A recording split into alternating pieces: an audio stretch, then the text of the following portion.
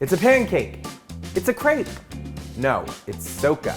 And this version of that classic niçoise dish is a little thinner than usual, but it's gonna get nicely crispy in a cast iron skillet. Plus, we're making it a meal by topping it with a vibrant salad of shaved zucchini and olives. Now, socca is basically a chickpea pancake.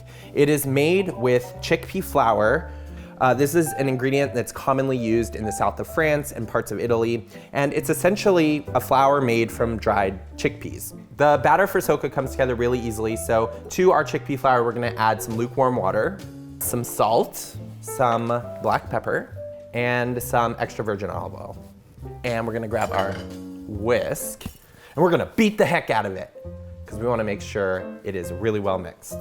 So we're gonna let it hang out for about 10 minutes at room temperature. During that time, we're gonna do two things. Number one, we are going to place a large cast iron skillet in a 450-degree oven to preheat. Number two, we're gonna start getting our salad ready to go. And we are making a really summery salad using some summer squash. So we've got a yellow summer squash, and then we have a green zucchini. And because we're gonna eat it raw, you kinda gotta either shave it or you gotta thinly slice it. So we are gonna be using our trusty Y peeler for this. Oh, yes, I coordinated my Y peeler with my apron and my gingham shirt. And the reason I like a Y peeler is it's just a little bit easier to shave round vegetables. It's so pretty. They're so thin, you can almost see through them. Like if you did this, you could be Cyclops. Pew, pew, pew, pew, pew. Okay, so we're moving on to our yellow squash. This is a little bit bigger than the zucchini, so we might not use it all. Ideally, you want ones that are maybe 5-6 ounces each. We're gonna shave it the same way we shaved the zucchini. Okay, oh, there we go. All this beautiful yellow squash. Looks so gorgeous. Okay, so it's been about 10 minutes, so let's grab that cast iron skillet. Woo! This is a hot skillet. Before we add our batter, we're just gonna brush the hot skillet with some oil, give our batter another whisk, and we're gonna add it to that hot skillet.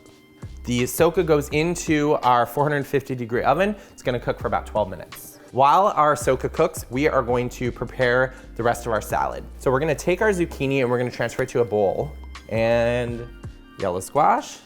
We are gonna add a really delicious salty and briny kick with some Kalamata olives. So we've got about 1/3 of a cup that we're just going to give a rough chop to. In addition to those briny olives, we're gonna add some freshness with some chives. We've got this salad almost ready to go, but we need to dress it, and so we are just gonna go in with some fresh lemon juice and some olive oil. And of course, we need some salt and some freshly ground black pepper.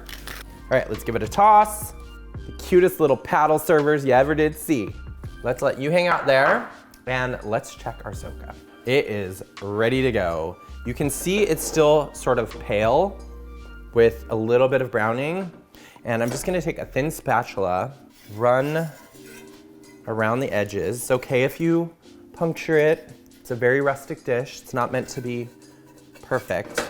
Give it a little shake. And we're gonna take a cutting board, put it on top, and we're gonna invert it onto the board.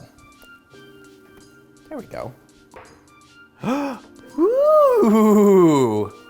And like I said, a little extra black pepper, maybe a little bit more salt, and you can eat this just like this. It is so delicious, but we're making it a meal, so we're gonna top it with that fresh salad of shaved squash. All right, let's make sure we get all those olives and those herbs right on top, and we are almost done. So we are not done yet, just a couple more things. We're gonna top it with some fresh oregano. And last but certainly not least, we are gonna top it with some Italian cheese. I know. Here we go. We were in Greece with the olives. We're going to Italy with the cheese. And we are gonna be using ricotta salata. And ricotta salata is not the same thing as ricotta, and it should not be confused as such. All right, I cannot wait another second. I'm gonna go ahead and cut myself a wedge. Look at this beautiful slice. And one thing I wanna point out is if you look at the socca, it's not fluffy like an American pancake because it doesn't have leavener and because that chickpea flour just sort of weighs it down, but it's really creamy with an incredible flavor. It's It's one of the things I love about Socca. You could eat it with a knife and fork, or you can eat it like me.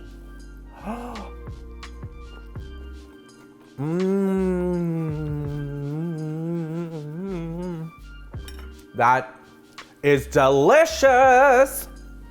That squash salad with the olives and the chives and that little bit of oregano is really vibrant, but it's still mild enough that it doesn't overpower the Socca. And although I love the salad on top so very much, I think I love the Socca more.